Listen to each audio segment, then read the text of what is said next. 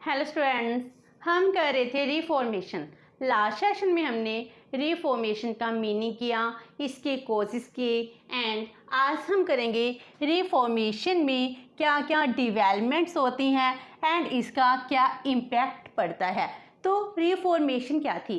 Reformation एक religious movement थी जिस वजह से जो मार्टिन लूथर हैं इन 1517 में वो क्या करते हैं, जो कैथोलिक रोमन चर्च की प्रैक्टिसेस हैं उनके अगेंस्ट प्रोटेस्ट करना शुरू कर देते हैं।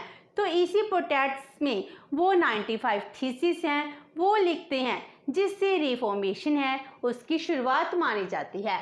तो इसमें जो डेवलपमेंट्स होती हैं वो क्या क्या डेवलपमेंट्स होती हैं? तो पहले प्रोटेस्टेंट मूवमेंट है वो स्टार्ट होती है एंड इसके ऑपोजिट प्रोटेस्टेंट जो स्प्रेड हो रहा था इसकी पॉपुलैरिटी को रिड्यूस करने के लिए जो कैथोलिक रोमन चर्च हैं वो क्या करती हैं, काउंटर रिफॉर्मेशन करती हैं। मीनिंग जो कैथोलिक रोमन चर्च की प्रैक्टिसेस हैं इसमें जो भी कमियां थी इसको दूर करने का काम काउंटर रिफॉर्मेशन में किया जाता है। इस तरह जो रिफॉर्मेशन का पीरियड स्टार्ट होता है, ये रिफॉर्मेशन क्या करती है, क्रिश्चियनिटी है, चर्च है, इसमें रिफॉर्म लेकर आती है। तो इसमें सबसे पहले आता है प्रोटेस्टेंट मूवमेंट। तो जो मार्टिन लूथर हैं जो क्या करते थे, प्रोटेस्ट कर रहे थे अगेंस्ट द इंडल्जेंस। ये क्या था, जब एक प्रीस्ट हैं वो विटनबर्ग में आते हैं जिसमें मार्टिन लूथर हैं वो प्रीस्ट भी थे एंड विटनबर्ग यूनिवर्सिटी के प्रोफेसर भी थे। तो वहाँ पर जो वो इंडल्जेंस को सेल करते हैं, मीनिंग अगर किसी भी पर्सन ने पाप किए हैं अपनी लाइफ में वो आए उनसे मिले और उनसे माफ़ी मांगे तो मनी लेकर प्रीस्ट क्या करते थे, उनको माफ़ कर देते थे जिसको इंडल्जेंस प्रैक्टिस कहा जाता था। तो मार्टिन लूथर क्या कहते हैं कि हमको गॉड में फेथ होना चाहिए, जो भी हमारे पाप हैं इसको सिर्फ भगवान है वो ही माफ़ कर सकते हैं, कोई प्रीस्ट इंडल्जेंस है वो नहीं दे सकते हैं। तो मार्टिन लूथर प्रोटेस्ट करते हैं अगेंस्ट द इंडल्जेंस एंड इसके लिए वो 95 थीसिस हैं वो भी राइट करते हैं एंड इस तरह प्रोटेस्ट स्टार्ट हो जाता है। एंड वो क्या करते हैं, बहुत ज़्यादा क्वेश्चनिंग करते हैं किसके रिगार्डिंग, जो एवल प्रैक्टिसेस थी जो चर्च में प्रिवेल करी थी। तो ये कहते हैं कि जो भी ये बुराइयां हैं इनको ख़त्म करना चाहिए एंड वो अपना फेथ एक ही परमात्मा में शो करते हैं और कहते हैं बाइबल है यही ओनली सोर्स ऑफ नॉलेज है, इससे ही हमको सब राह दिखाई देते हैं। तो बाइबल पर फेथ होना चाहिए, एक गॉड पर फेथ होना चाहिए, ना कि किसी प्रीस्ट पर फेथ होना चाहिए। तो जो उन्होंने मूवमेंट स्टार्ट की थी इसको प्रोटेस्टेंट मूवमेंट कहते हैं। स्टार्टिंग में जो कोई नया सेक्ट है वो कोई रिलीजन है इसको डेवलप नहीं करना चाहते थे, जी तो सिर्फ जो कैथोलिक चर्च है इसमें जो इवल प्रैक्टिसेस थे इसके अगेंस्ट थे। तो इस तरह जर्मन रूलर्स हैं एंड कॉमन पीपल्स हैं वो भी लूथर को बहुत ज़्यादा सपोर्ट करना शुरू कर देते हैं, क्योंकि रिलीजन की वजह से, पोप की अथॉरिटी की वजह से आम लोग भी परेशान थे और रूलर हैं वो भी परेशान थे। जो कॉमन पर्सन्स हैं उनको कोई भी फ्रीडम नहीं थी, वो रिलीजन के अगेंस्ट जा नहीं सकते थे। इवन कि जो रूलर है उसको भी सभी डिसीजन पोप के ही मानने पड़ते थे।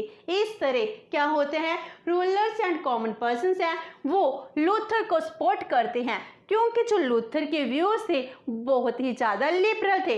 लिबरल व्यू होने की वजह से सभी लोग इनके साथ जुड़ जाते हैं। रूलर्स क्या करते हैं, वो भी चाहते हैं जो पोप की अथॉरिटी है इसको हमको छुटकारा मिल जाए। They wanted to be free from the authority of the Pope. और जो पोप हैं बहुत ज़्यादा टैक्स हैं एक किंग से लेते थे और वो खुद अपनी प्रिंसली लाइफ है वो इंजॉय कर रहे थे, इसलिए रूलर्स पोप को कोई भी टैक्स नहीं देना चाहते थे और कि इनकी इंटरफेरेंस को ख़त्म करना चाहते थे।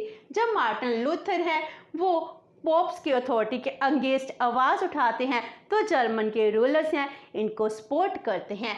एंड कॉमन पीपल वो भी लिबरल थॉट को बहुत ईजिली एक्सेप्ट कर देते हैं, क्योंकि अगर हमारी लाइफ है रिलीजन के ऊपर बेस्ड है, अगर हम कुछ भी कहते हैं, हमारे हाथ काट दिए जाते थे, डेथ सेंटेंस दे दी जाती थी, तो इसके अगेंस्ट अगर कोई लिबरल थॉट होगा हम उसको बहुत जल्दी एक्सेप्ट करेंगे। तो इस तरह कॉमन पर्सन क्या करते हैं, उनको एक अपॉर्चुनिटी मिलती है to demand from freedom from their ruler, meaning वो डिमांड करते हैं फ्रीडम की कि हमको फ्रीडम मिलनी चाहिए। तो वो फ्रीडम की डिमांड कर रहे हैं कि उनके रूलर्स हैं, रूलर से फ्रीडम होनी चाहिए, उनको लिबर्टी होनी चाहिए, उनको थॉट को अपने व्यूज़ को एक्सप्रेस करने की फ्रीडम होनी चाहिए। उनके रूलर उनको फ्रीडम कैसे देते जब वो खुद तो फ्री नहीं है, आम जनता को कैसे फ्रीडम देंगे?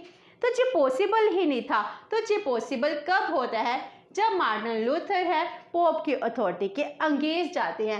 इस तरह बहुत सारे पर्सन्स हैं, कॉमन पर्सन एंड रूलर हैं, तो ये क्या करते हैं, लूथर को सपोर्ट करना शुरू कर देते हैं, जिससे ही प्रोटेस्टेंट मूवमेंट है वो स्टार्ट हो जाती है। तो जो प्रोटेस्टेंट मूवमेंट होती है इसके साथ ही न्यू रिलीजन है उसका भी जन्म होता है।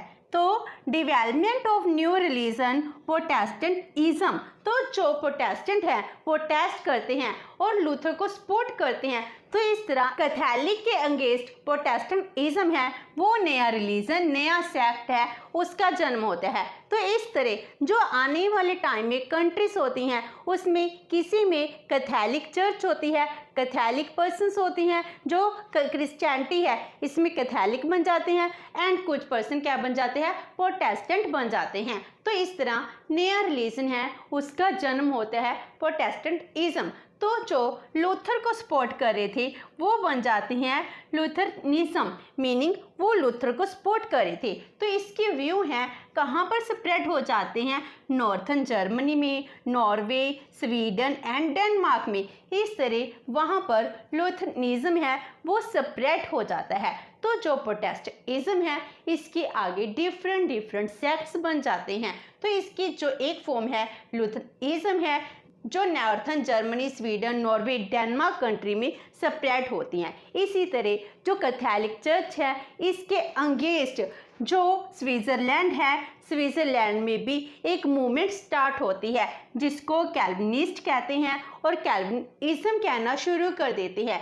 जो ज्विंगली है एंड जॉन कैल्विन है इसके द्वारा स्टार्ट की जाती है। तो जे भी प्रोटेस्टेंट है इसकी एक ब्रांच बन जाती है। इसी तरह अमेरिका एंड इंग्लैंड में पुरिटैनिज्म है वो स्टार्ट हो जाता है। तो इस तरह इसके अलग डिफरेंट नेम हैं वो स्टार्ट हो जाते हैं। एंड स्कॉटलैंड में प्रेस्बिटेरियनिज्म है वो स्टार्ट हो जाता है। तो फ्रांस में हुगनॉट्स हैं, इस तरह हुगनॉट्स का प्रोटेस्टेंटिज्म एक नई ब्रांच बन जाती है। तो पूरे यूरोप में डिफरेंट कंट्रीज में जी स्प्रेड हो जाता है। तो अब प्रोटेस्टेंट हैं वो ज़्यादा इंक्रीज होते जा रहे हैं। तो इस वजह से जो रोमन कैथोलिक चर्च है वो रिफॉर्म लेकर आती है जिसको काउंटर रिफॉर्मेशन कहा जाता है। ये काउंटर रिफॉर्मेशन क्यों किए जाते हैं, क्योंकि जो प्रोटेस्टेंटिज्म है इसकी स्प्रेड को कंट्रोल करना था। इसको कम करने के लिए काउंटर रेवोल्यूशन है, काउंटर रिफॉर्मेशन है वो स्टार्ट होते हैं। तो Catholic church made efforts to reform itself to stop the spread of Protestantism. Protestant हैं इनकी जो स्प्रेड है इस स्प्रेड को कंट्रोल करने के लिए ही क्या किया जाता है, काउंटर रिफॉर्मेशन स्टार्ट किया जाता है। इसके लिए जो काउंसिल ऑफ ट्रेंट है वो बुलाई जाती है जो 18 ईयर्स के बाद बुलाई जाती है, जिसमें विश्व हैं वो इंक्लूड होते हैं। और वो क्या कहते हैं, हमको अपने रिलीजन में रिफॉर्म्स लेकर आने होंगे। तो काउंटर रिफॉर्मेशन है, it refers to a number of ideological, organisational and theological changes which occurred in the Roman Catholic church. तो इसमें क्या किए गए, जब बहुत सारे प्रीस्ट मिलते हैं, बिशप मिलते हैं जो रिफॉर्मेशन करते हैं, तो ideological change, organisational and theological changes कहते हैं। और अब ये कहते हैं जो चर्च है, चर्च में हम बाइबल की टीचिंग्स हैं इनको स्टार्ट करेंगे, जो भी हमारी कमियां हैं इसको ख़त्म करेंगे। तो इस तरह काउंटर रिफॉर्मेशन स्टार्ट हो जाती है, जिससे कैथोलिक चर्च है, कैथोलिक चर्च की पॉपुलैरिटी है वो भी सेम एज इट बनी रहती है। नाउ इम्पैक्ट ऑफ रिफॉर्मेशन, जो रिफॉर्मेशन है इसका क्या इम्पैक्ट पड़ता है, इसके इम्पैक्ट को हम 4 पार्ट्स में करेंगे।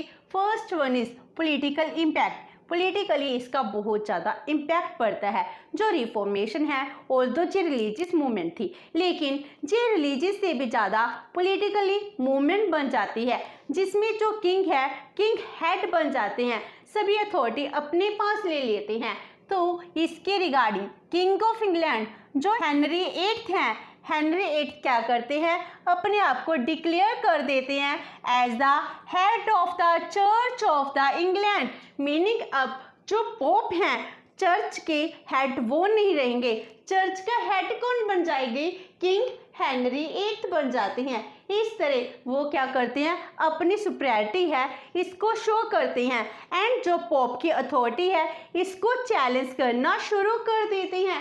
एंड जब हेनरी 8 रिजाइन करते हैं, क्योंकि उस टाइम किंग है, किंग के सामने 2 नए डिफरेंट केसेस होते हैं, कैथोलिक चर्च एंड प्रोटेस्टेंट। उस टाइम कैथोलिक चर्च है वो सबसे ज़्यादा सेपरेट थी, और प्रोटेस्टेंट है, प्रोटेस्टेंट इसके अंगेज थे। तो इस वजह से जो डिस्प्यूट होते हैं, तो इस वजह से हेनरी 8 को रिज़ाइन देना पड़ता है। और उसके बाद जब क्वीन एलिजाबेथ है वो आती है, वो भी प्रोटेस्टेंट है, इसको फेवर करना शुरू कर देती है। इस तरह इंग्लैंड में भी क्या होता है, जो इंग्लैंड की चर्च की अथॉरिटी है इसको डिक्लाइन किया जाता है।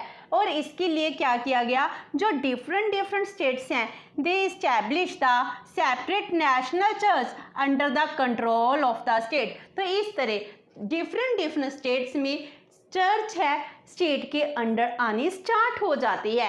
एंड इसके साथ ही नेशन स्टेट है इसका कॉन्सेप्ट अमर्ज होता है, जिसमें स्टेट को स्ट्रॉन्ग बनाए जाने की बात कही जाती है। मैकियावेली नेशन स्टेट की सपोर्ट की बात करते हैं। इस तरह जो भी पावर है वो चर्च से स्टेट को शिफ्ट हो जाती है, shift of the power from the church to the state. And इस तरह जो यूरोप है, यूरोप में भी डिवीज़न हो जाती है। डिवीज़न कैसे होती है, जो नॉर्थ एरिया है इसमें प्रोटेस्टेंट हैं, प्रोटेस्टेंट ही ज़्यादा मेन होते हैं, डोमिनेंट रिलीजन प्रोटेस्टेंट बन जाता है।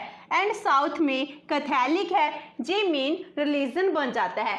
इस तरह जो डिवीज़न थी बिटवीन कैथोलिक एंड प्रोटेस्टेंट जे सामने आ जाती है। तो इनमें जो डिवीज़न है पहले नहीं पता था क्या डिवीज़न होगी, तो प्रोटेस्टेंट एंड कैथोलिक इन दोनों की एक डिवीज़न आती है, तो डिफरेंट सेक्ट्स बन जाते हैं।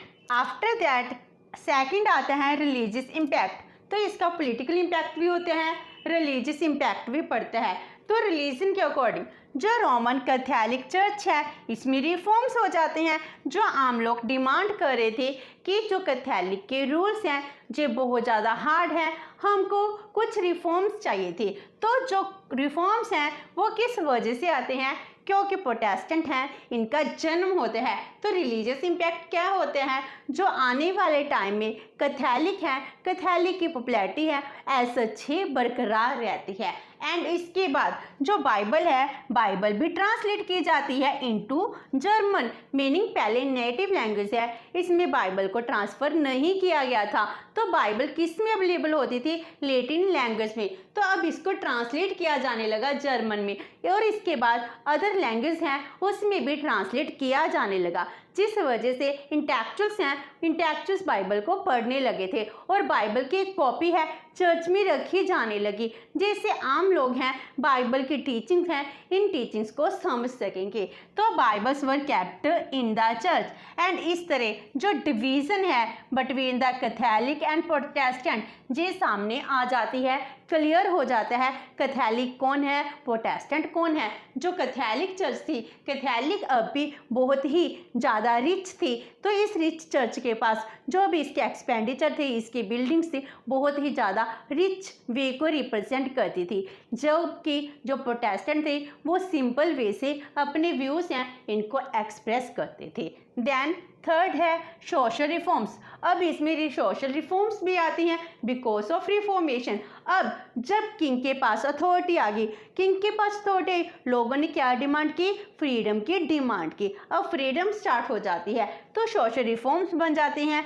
फ्रीडम टू द पीपल, वो राइट्स की डिमांड करती हैं। अब लोगों को राइट्स मिलने लगे, freedom to express their views, वो भी इनको मिलने लग जाता है। एंड उनको फ्रीडम मिलती है from the bounding believes and practices of religion. अगर कोई रिलीजन को नहीं मानना चाहता तो वो फ्री हैं कि उसको वो प्रैक्टिसेस हैं, बाउंडिंग बिलीव्स हैं, इनको फ्री कर दिया जाता है। तो इस तरह ह्यूमनिज्म है, इसका भी जन्म होता है। ह्यूमनिस्ट की वजह से अब मेन इंपॉर्टेंस किसको दी जाने लगी, ह्यूमन को दी जाने लगती है, ना कि हमारे रिलीजन को दी जाने लगी। अब इसका इंटेलेक्चुअल इम्पैक्ट भी पड़ता है। इंटेलेक्चुअल इम्पैक्ट में क्या आता है, लोगों को एजुकेट किया जाने लगा, जिस वजह से इनलाइटमेंट है, इनलाइटमेंट का पीरियड स्टार्ट हो जाता है। तो स्प्रेड ऑफ एजुकेशन है वो स्टार्ट होती है। जो प्रोटेस्टेंट हैं वो क्या कहते हैं, सबको एजुकेट होना चाहिए। क्यों होना चाहिए, वो कहते थे everyone would be able to read the Bible,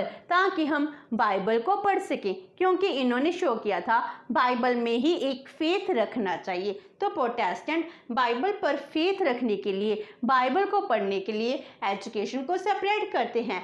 and जो कैथोलिक थे वो भी चाहते थे सभी के सभी पर्सन से एजुकेट होने चाहिए। क्यों, क्योंकि वो कहते थे everyone would be able to understand the arguments of the Protestant. जो कुछ भी प्रोटेस्टेंट हैं आर्गूमेंट करते हैं उनके रिगार्डिंग उनको पता होना चाहिए, उनको समझ सके और उसके रिगार्डिंग वो उसके ऑपोजिट आंसर दे सके। इसीलिए एजुकेशन स्प्रेड होनी जरूरी है। तो इस तरह आम लोग हैं वो एजुकेटेड होने शुरू हो जाते हैं, इनलाइटेंड होने शुरू हो जाते हैं। तो इस तरह रिफॉर्मेशन है, रिफॉर्मेशन का ओनली रिलीजन पर इम्पैक्ट नहीं पड़ता, इसका सोसाइटी पर, पॉलिटिकली एंड लोगों की एजुकेशन के ऊपर भी इम्पैक्ट पड़ता है। तो विद दिस हमारा रिफॉर्मेशन का टॉपिक है वो कंप्लीट होता है। होप सो कि आपको ये सेशन अच्छा लगा होगा। अगर आपकी कोई क्वेरी है तो post it in comment box, and video अच्छी लगी तो please like and share with your friends. Thank you so much and have a nice day.